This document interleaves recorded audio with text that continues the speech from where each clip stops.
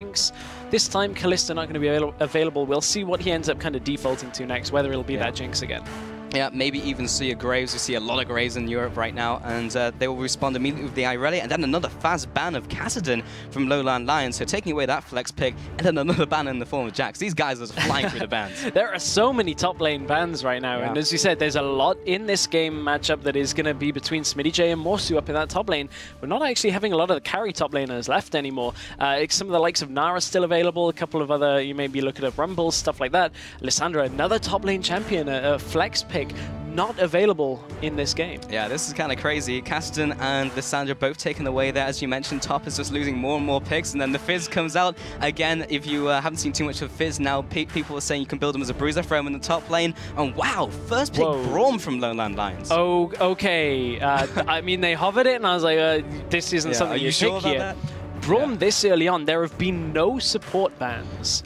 And typically, Braum isn't the highest tier support either. This is what you'd expect from a support lock with a Janna. In Korea, a lot of the time, and you know, a lot of regions that high prioritize Janna. So this is super surprising that LowLandLions are saying, hey, we want our top, our first pick to be Braum. Now, what this will do is allow a couple more of the more overpowered, perhaps, champions, maybe not over, but stronger champions would be the right way of saying it, to filter through. And LowLandLions are kind of seeing what Gamers 2 are going to pick up here and see what filters down. Yeah, we are now on patch 5.3 heading into this week, so Nidalee has had that small change, of course, with the changing forms resetting the cooldowns. So they're still prioritizing that. Gamers 2 come in with this. Of course, we saw Darren Prox pick that one up even in patch 5.3 in a European LCS, and still did crazy well. He even picked up the MVP. So we see that taken away here, and also the Annie for the bot lane. So yeah, both supports brought in very early into the draft. And those are both engaged supports, so if that's anything to go by, there's going to be a lot of engaging in this game. It's not going to be a passive one from now. But another player that has been playing a lot of that Nidalee is Jankos, has been playing it from Rockout. I know they've highly prioritized that during their LCS games. So, you know, a lot of players are saying that it's not as strong as it was, but is still viable. It's still around almost that top tier status. It depends on the player, what their play style is. So I guess we haven't seen it too much out of Gamers 2, but if Gilius wants a champion that he could carry on, Nidalee could certainly be the one. Well, that could be the one indeed, Stress. And LowLandLions, they are taking their time with their next couple of picks. Sitting on the Rengar, have locked in the Sivir, so that reveals a little bit more about their composition. You've got the On Hunt now with the Rengar, and you've got this Knife Cat running at you at 1,000,000 miles an hour. Yeah, and there's a lot of, again, engage, mobility. Braum is going to be able to get into position for his ultimate pretty easily here. And Gamers 2 have got to find some sense perhaps of disengage here. Although, I mean, looking at their composition already with the Annie, that doesn't exactly scream to us that they want to disengage all that much. Like, so, you jump on us, we'll throw Tibbers on you and see how that one goes. But yeah, exactly. But at this point, I mean, there's a lot of options still available. That top lane has not been focused yet at all, and we're 5 picks in that have been locked in. Nara is still available, Maokai, Rumble, so much still there for both of these teams, and with this much presence in the bans phase for top lane, interesting to see them fall this far. So interesting, Ika actually locks in the Zed here, which you'll assume will go into the mid lane along with the Corki, but we'll touch on that in a second, which will no doubt go to Jeebus. But Kozki was talking about how Aiku is a passive mid laner, and he's picked an Assassin on day 1 and Assassin on day 2. He's trying to prove Kozki a little wrong here. Yeah, and there are a lot of mid lane picks open as well still here. I mean, you've got picks the likes of LeBlanc, Ahri, you know, each one has a fairly different matchup against Zed. Zed is, I mean, Zed's a pretty, I don't want to say safe, because he's not safe in the mid lane at all. It's all down to the player. But Zed isn't exactly a mid laner that I'd like to first pick into a lot of matchups. It's so dependent on the exact matchup that you get and on what's banned out here. But with a Nidalee jungle and an Annie support, they're desperate for some kind of AD, and this game has just been blown wide open. I don't even know what to say anymore, Stress. Look at this. So they block in the Ahri up against the Zed matchup. We'll touch on that one in a second, because Wukong brought in from LowLandLions. They have the Rengar, and we were talking about top lanes and how many picks have been banned away from the top lane. We've already got 5 there. Has that just opened up the field to allow a Wukong into the game? Normally I'd say no, because Na's available, but it's been locked in. So at this point, again, there's engaged potential out on LowLandLions. Not as if Na doesn't offer you that, but we talked about Morsu and LowLandLions having a very dynamic picks and bans phase. This certainly is dynamic. We haven't seen Wukong since he was a jungler right the way back. So at this point, LowLandLions with a top lane Wukong, man. That brings me back to like Pantheon Wukong era. That was a long time ago. Yeah, and gamers do have a couple of options. They could opt for more magic damage if they went for this Rumble. Maokai would also, you know, add to their team fight, but at this point, there is so much damage on gamers 2 right now. Okay, so there's the Rumble. We mentioned him before as a potential top lane pick, along with the Nod. They actually bring it up against the Wukong, and we'll be having that matchup. And of course, we also skimmed over the Corki pickup there, but now we see the full compositions in, and that is a lot of mobility, and you are going to dive on someone, and LowLandLions is going to kill someone. Yeah, one thing we didn't quite pick up too much on was the Ahri pick into Zed. It was a skill matchup before the adjustments to Ahri. At this point, I have, a fair amount of concern for Iker if he is fairly passive to play Zed into Ahri, but that matchup we're going to have to keep an eye on. It's going to be to do with who roams and who can shove the other in first. Normally Zed's pretty good at shoving in against other champions, but as for the team compositions, as we said, engage completely in the favor of LowLandLions when it comes to when they start the fight, that's great. But then you look over on the side of gamers 2, they've got the Equalizer, they've got a lot of siege potential as well when you take a Nidalee and a Corki into account. There is just so much in this game that I cannot wait to get talking about. Yeah, it's going to be absolutely insane. I really want to see how this Wukong turns out. And you heard me say, oh, hello, at the end of that. I just wanted to see if they actually swapped that into the right position. Right, because they moved the Wukong into top lane. And we were talking a little about the Wukong jungle, at least I was anyway, but they swapped that at the last second. So. Yeah, I guess maybe I was a little unclear on that. As soon as the Rengar's there, I was expecting just to clear up any confusion. So. But it is LowLandLions, so they could play anything mid. Hell yeah, but we are now getting into our very first game of week 2. LowLandLions busting out the Wukong this time on the blue side, up against Gamers 2. Now swapping up to the red corner, and they have gone for a little more of a meta composition that at least we can understand the champion picks that they've come out with. But well, I mean, you say that, but LowLandLions, let's take a look at it, because I mean, Wukong just isn't exactly a standard laner for top lane. But when you look at what his role is going to be, it's not too dissimilar from other champions that we've seen. It's not too dissimilar from a Na with regards to engage and a lot of that AoE potential. So that's what they're going to be relying on. And of course, with the Sivir ultimate, they should be able to get Wukong in there more easily than if he was on his own. And speaking of getting in places fairly easily, LowLandLions pick up the first ward of the game. Yeah, they do. And they move on to the second. They do see it placed down just before it stuffs up, but they don't manage to take it out. That's a spear right to the face onto CODSQ, who'll be taking a bit of damage there. At least Gamers 2 know exactly where they are. Icon now sitting in the bot side.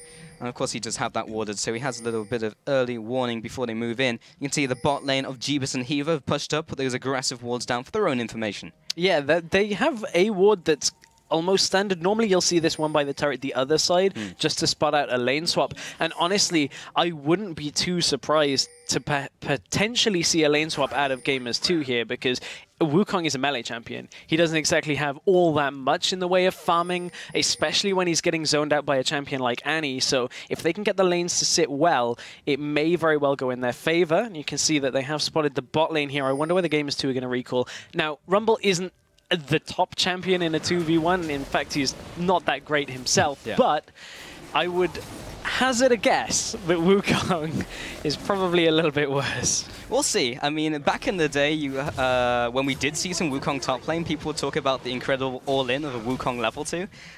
So we'll see if that comes to fruition. But bot lane hybrid is already whacking away at Hiva.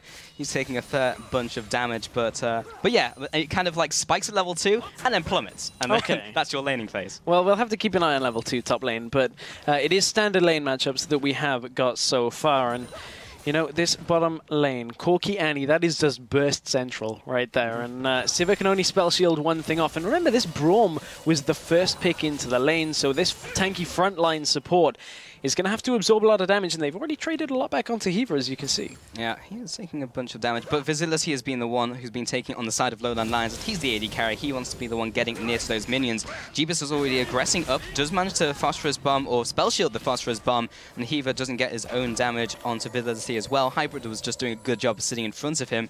So damage exchanged, but they're getting fairly low down there. Yeah, and they didn't land the Q from Braum there, and that's a significant part of the ability to trade in that bottom lane. And honestly, they're going to need to rely on that a little bit more if they're going to want to take this. Yeah, indeed. And now we take a look at the mid lane as well. Iker up against CosQ. And look at the farm differential. Yes, there's a minion wave there, but it's 17 to 10 so far in that Zed-Ahri matchup. Yeah, but bottom lane, here comes Gilius. Oh, they're trying for this gank, and it's an easy kill onto that Sivir. The spell shield did not do much against the auto attacks from Jeebus, and that was just as clean as it gets. Yeah, LowLandLions held on to all of their summoners, though.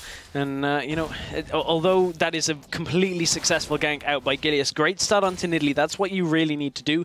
Get into lanes early on, utilize the ability that you have and the strength that you have early to get yourself through what can potentially be a bit of a dip in the mid game. So Gilius doing a great start. We already talked about how much he has to do this week. Yeah, and he places down that aggressive ward, so he's going to even try and push into the jungle of Kairi. Now throws out that spear onto CosQ. He's seeing it as turret, so pouncing into it would not be the smartest of decisions. We've seen Nidalee's pounce into towers before in the Challenger Series.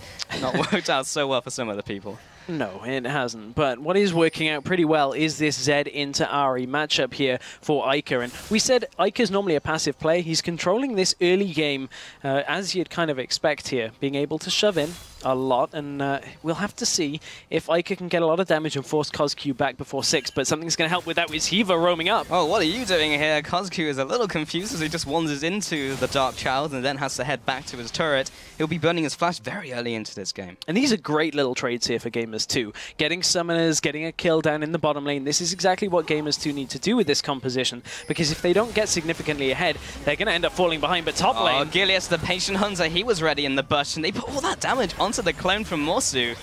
That was, they must have known he was standing still for a reason.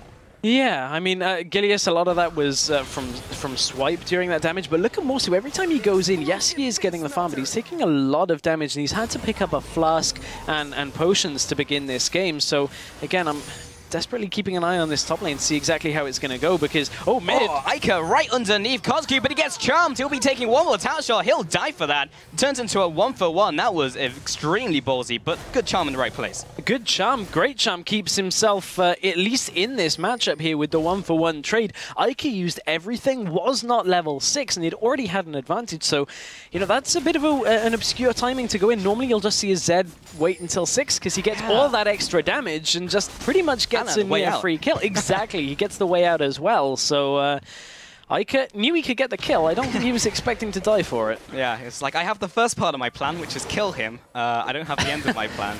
And that's what we saw right there. Stage 3. Stage 3 indeed. Jeebus and Hiva have returned to lane in the bot lane, and they not only have the extra kill, but a large CS differential. He went back to base and now has the making of his phase.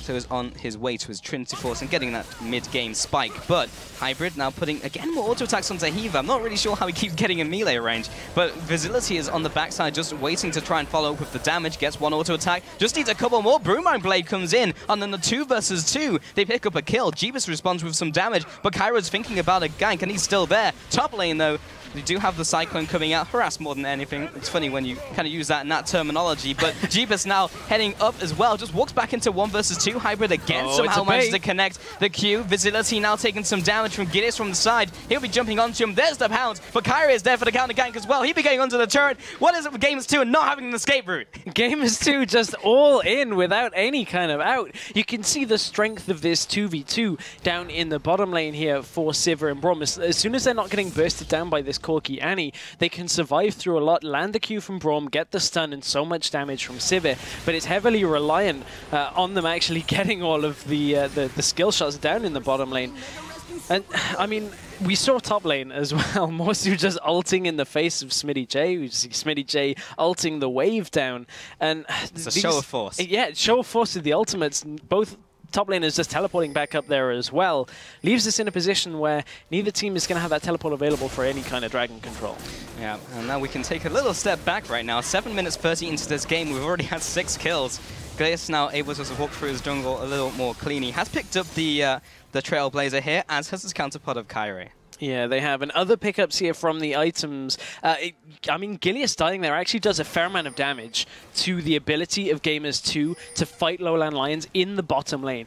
BF Sword picked up onto Sivir is a massive spike in power here because Jeebus only really has a Sheen. And yes, that's going to give him a little bit of that upfront burst damage, even more so. But the trades that Visility and Hybrid are going to have, the sustain that's going to come from the Relic Shield as well, allows them to completely fight this. And ooh, I thought Gamers2 maybe wanted to fight Morsu there, but his ult was still not available.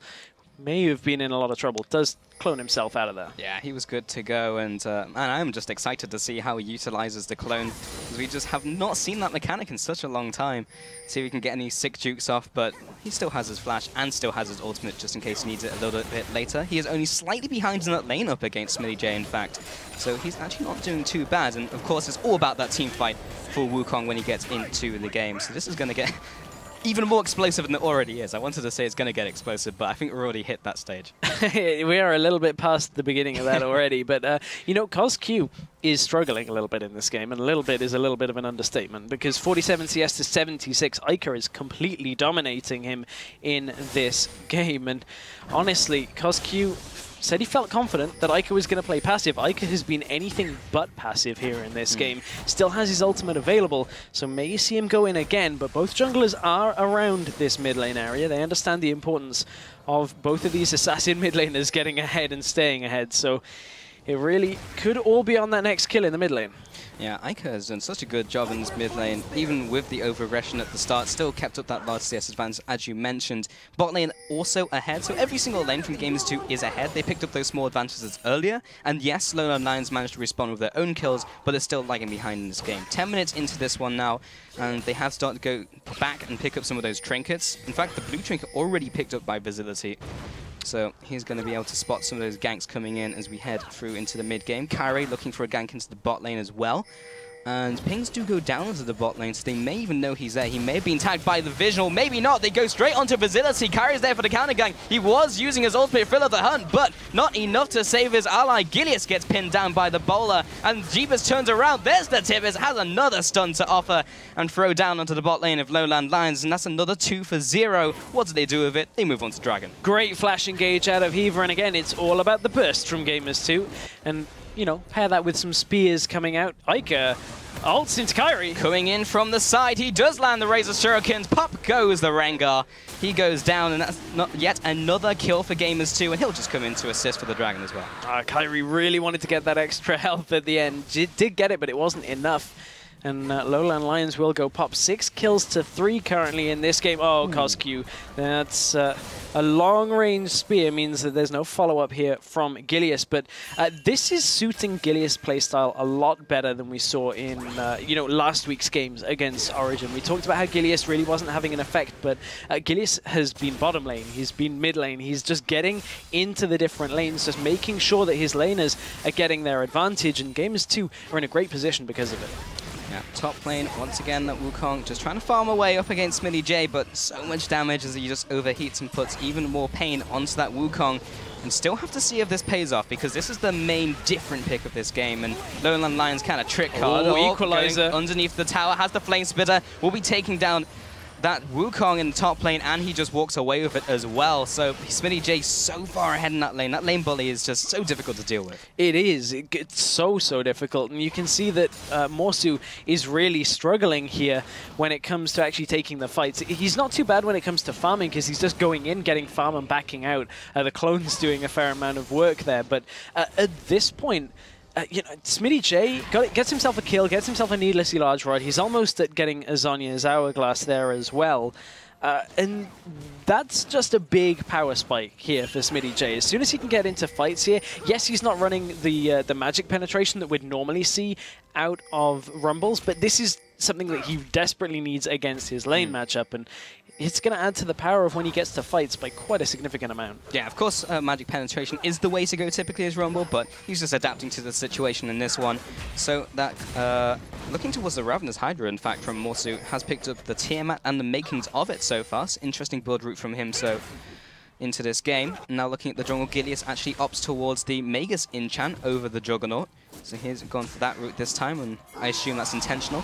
Kyrie heads into the top lane, looking for this gang to come in. Morsu just has a flash, and also the Cyclone as well. He'll be able to pop that in a second. Smitty J is overheated. He doesn't have any chance to answer back onto that gank, and they will get that kill for a 1-for-1 in total in the top lane. Finally, LowLandLions get that ult working, but bottom lane... Tibbers comes down, but the stun was blocked out by the spell shield. Gilius looking to get on top of them, but there's no hunted, so he can't get in range with his pounce. And Hybrid just looks to take point and push them away as they maybe look to go a little bit deeper. Hybrid even saved his ultimate there, so any kind of attempt again from Gamers2 can be deterred a little bit, but it's a red buff steal that they want. Gilius is actually out on his own here, and looks like LowLandLions are going to be able to protect. Oh, Hybrid saying, get off my lawn, Gilius, and Gilius says, no, I'll be taking this red buff, and maybe I'll just kill you as well. Hiva coming in from behind. Fidelity blocks yet another spell with his spell shield. Kyrie came in from the top lane and is able to repel that, but Gilius got what he came for. He took the red buff.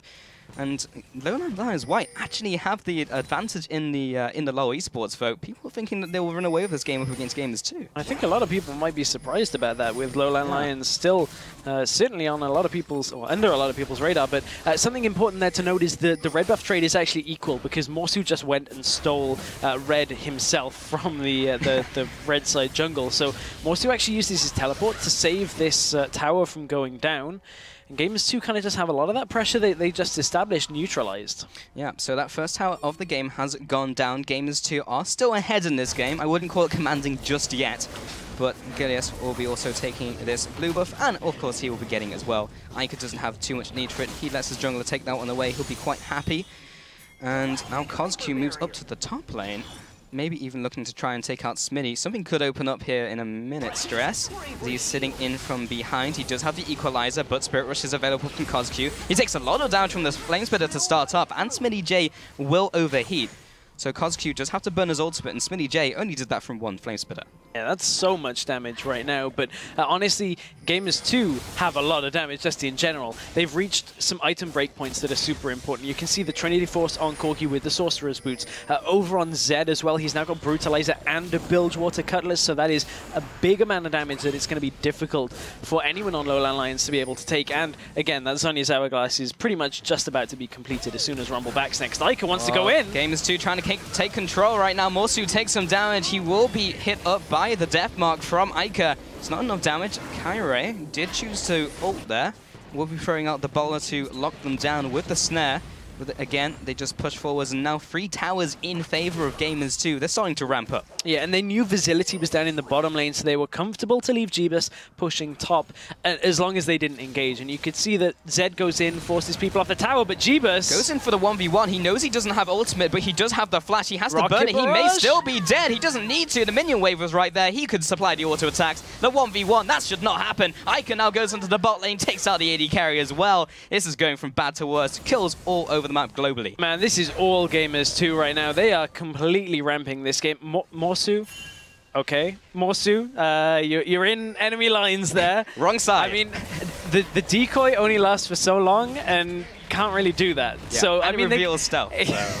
They get a turret in the top lane. Morsu's trying to just sneak around here in the back of the base. It's I guess it was a good attempt. He knew that Ica had used his ult and used his Ignite, so the likelihood of Ica actually killing him was on the lower side of things, but you have to get there first. Also true, but Ica had a million and one ways to just walk away. But he, from what seems like a very strange play, Morsu gets a turret. He does. And that is actually a pretty significant thing. It's the first turret here in favor of LowLandLions, so while he wanted the kill, the turret is far better for his team.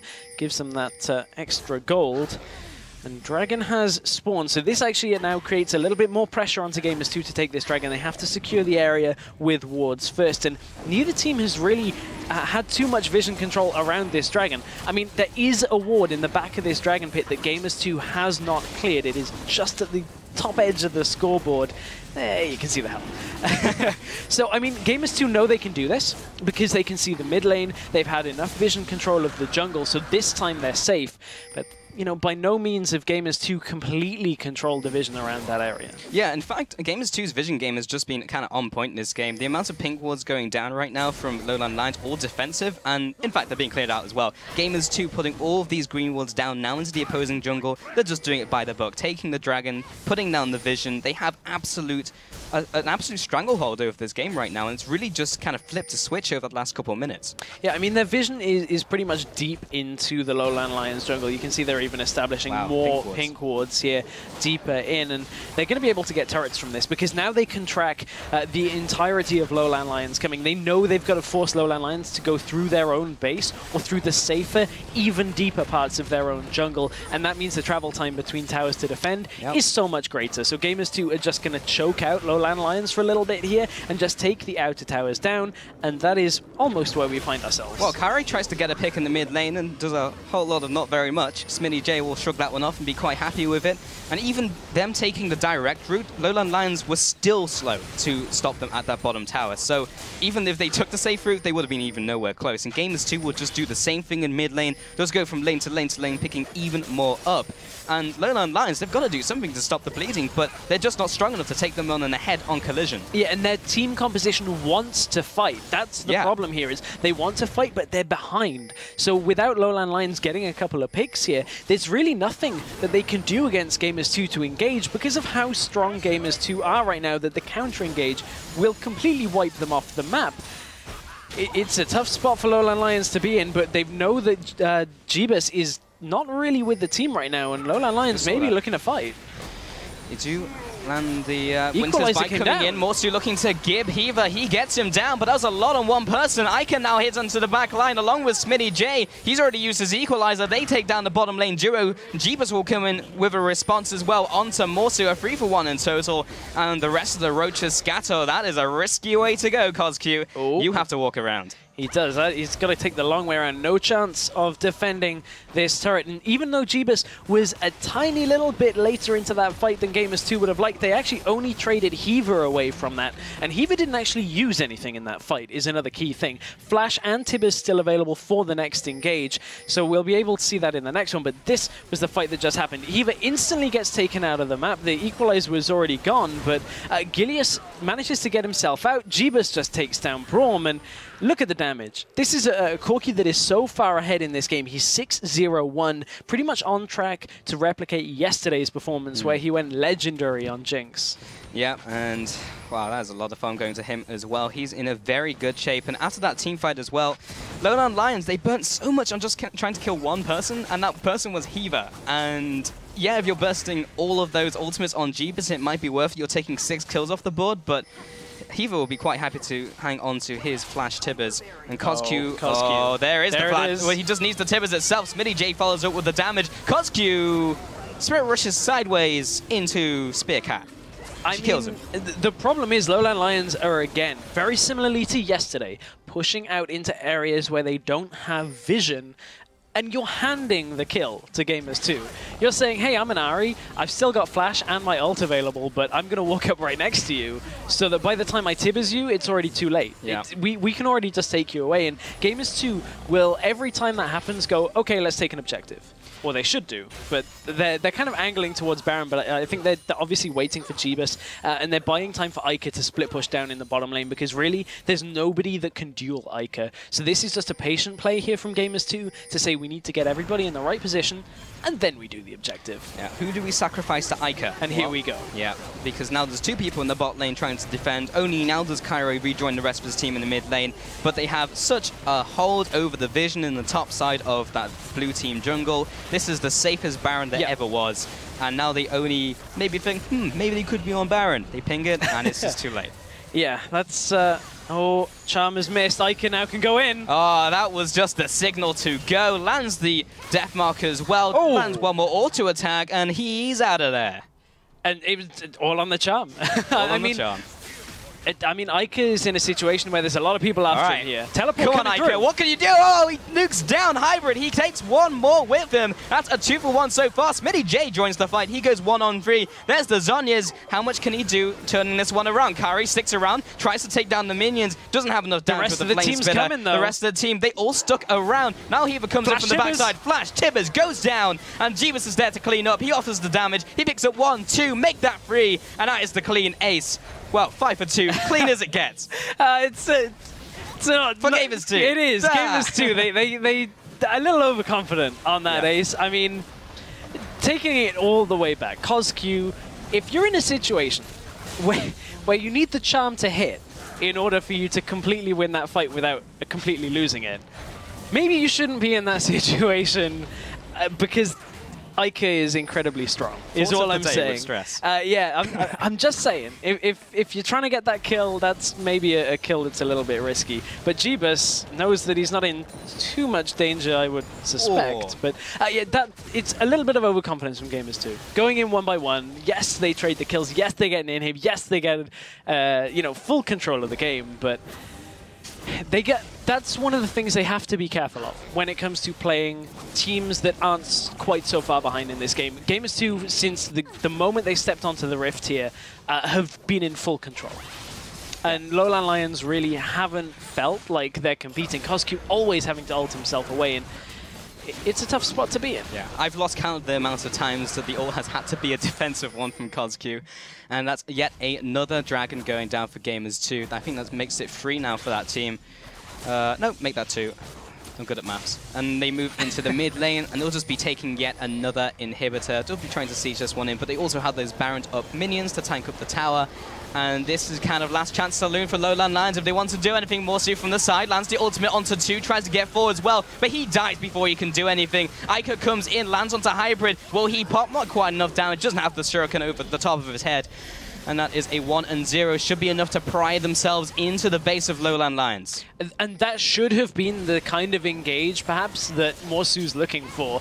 Oh, Jeebus is going in. Oh, it's go time. There's the big one right onto Facility. He bites the dust. Gideus comes in, managed to snipe off CosQ as well. Hybrid, the 2-man army along with his Rengar. I don't think they're going to pull off a miracle here. And Gamers 2 will just solidify their victory. They'll take all 3 inhibitors. Bot lane's pushing in. There's nobody to wave clear here, so it's tutorial style out of Gamers 2, taking down all 3 inhibs. But I mean, Gamers 2 have just reached their power spikes and just never let go. And LowLandLions never had an opportunity to get their comp working. They wanted to team fight. They were behind and couldn't team fight, and Gamers 2 exploit that. Yeah, we never saw the full extent of what they wanted to do. That being from LowLandLions, because they were just punished from minute 1, and it was just hitting those power spikes, hitting that Trinity Force, and running away with the game. Impressive showing by Gamers 2. Yeah, and while I don't think the game itself was reliant on those picks, the Wukong pick is something that we don't see too much, and I wouldn't write that pick off just from this game, because Gileas had an impact in the early game that completely dictated the pace. And it didn't matter whether you had a Wukong or a Gnar or whatever top lane. You can substitute anything. Yeah. At that point, Gileas got the bot lane ahead. Jeebus was getting a lot of damage. You had the trades in mid lane, trades in bottom lane, and it could have gone okay for LowLandLions when they got the BF sword on Sivir, but Gileas comes back down to the bottom lane, makes sure that they punish them, and Gamers 2 looking a lot sharper this week. Yeah, indeed. And we even said this at the very start. They need to put up these consistent performances